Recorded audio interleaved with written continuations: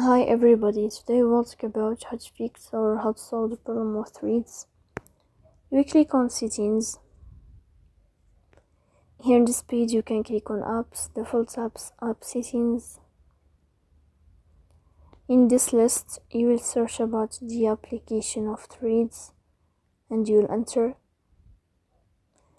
Here in this page of app info you can click on first stop and you can click OK. Here we'll enter to the window of storage. Then you can click on clear cache. But pay attention, don't click clear data because that can delete your account or can cause you errors on your app. So please don't forget to support us by like and subscribe. See you next time in another video, and thank you for your attention and your watching.